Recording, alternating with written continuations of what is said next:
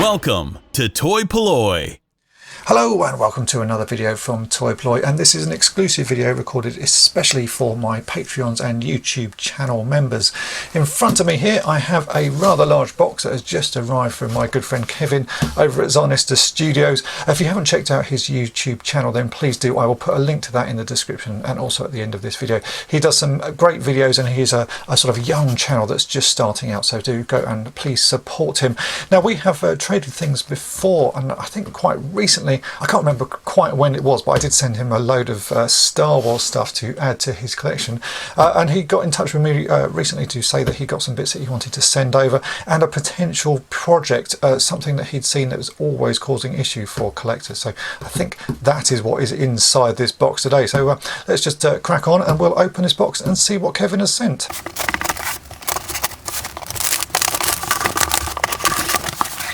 Right, I'm in, and you can see there is a note there, so let's take that out and I will give that a read and see what Kevin says.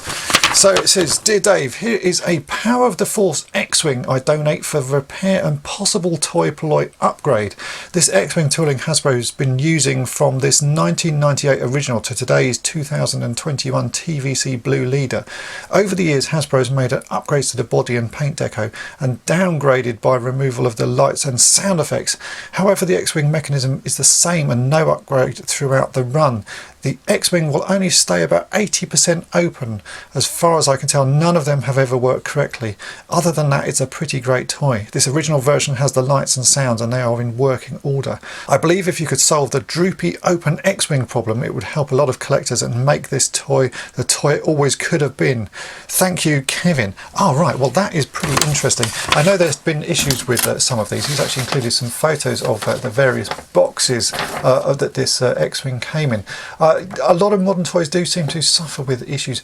Generally, I seem to sort of say it's down to the types of plastic used, and also the fact that they seem to over-engineer them. They put sort of very clever mechanisms in, and those just don't seem to want to work with the cheaper plastics that they end up using. So anyway, let's open this box and we'll see what it is, and I will have to ponder that as a future probable fix. So yeah, let's open the box and we'll see what Kevin has sent.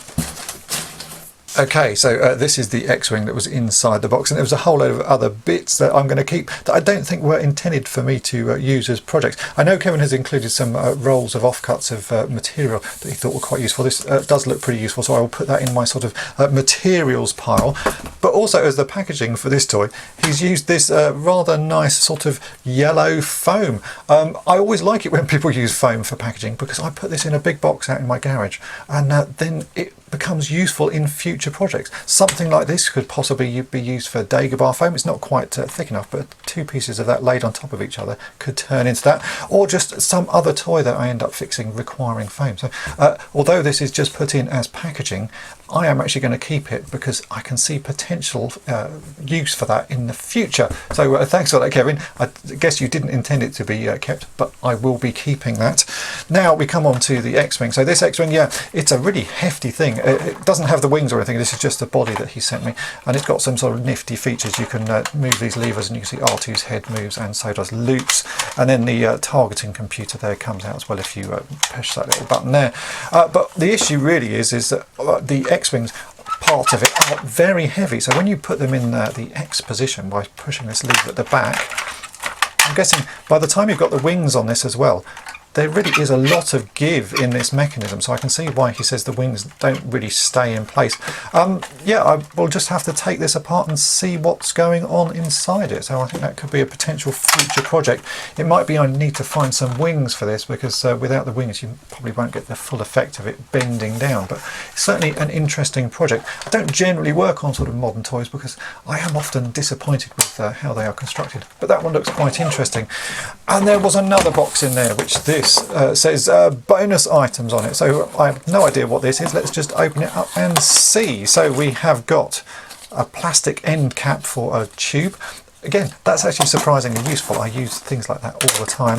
We have got some Golden Lasso for Wonder Woman. I did see that he'd been restoring a Kenner Superpowers Wonder Woman, and he'd made his own lasso for it, and that's the material he'd used. I don't actually have the Wonder Woman figure. I did used to have it, and I sold it maybe 10 or 15 years ago. So I think I should track myself down one, because I've been working on quite a lot of the Superpowers figures. So yeah, that's really cool. Then we have Michael Knight from Knight Rider. This is a figure I've wanted for absolutely years. I don't think I've ever seen one in the UK. That is amazing. It's much bigger than I'd imagine. I always thought it was sort of 3 3/4 inch size, but look at that. It's a really lovely figure. That's going to go on my sort of odds and sods figure shelf, where I have bits from every toy line. Very nice, thank you Kevin for that. And then we have Geordie LaForge from Star Trek The Next Generation. I've got a few of these Next Gen figures from Playmates. I think they're really quite nice. I haven't found anywhere to display them yet, but I am getting a growing collection. I bought the shuttle from that series as well. I don't think I've got this Geordie. Very nice indeed. Does his little visor come off? Doesn't look like it. Some of them have the visors that come off, but that's really nice. Thank you very much. And then what is this? It's a mask toy. Wow, that is amazing. I've only just started working on some mask projects. Someone sent me the Rhino to work on. Wow, do you know, I've never seen that. That is fantastic, and it's even got the little figure to go with it. I think I'm going to have to do some research, because I'm sort of slowly learning the names of these things, but I don't actually know what a lot of them are called. So we've got the pilot and the missiles for that. Wow, thank you indeed, Kevin. That is really lovely. I wasn't expecting that at all.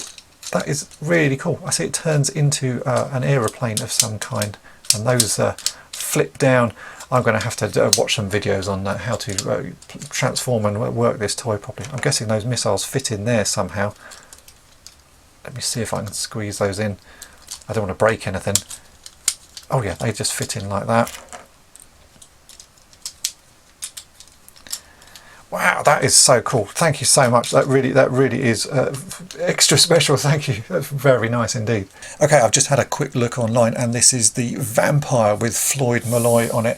I had to look it up because I just wanted to know exactly what it was. So that's really very kind, Kevin. I wasn't expecting that at all. And this is now the second vehicle I have in the Mask series. So I've now got a grand total of 2 vehicles. I have this, and I have the Rhino, which you will be seeing restored in a video early next year. So thanks again, Kevin. That's great. I will certainly investigate how this X-Wing can be fixed up, because it's going to intrigue me, that sort of thing. I like looking at mechanisms like that. I'm not quite sure if it can be repaired or sort of improved, but it's certainly going to be something that I will look into.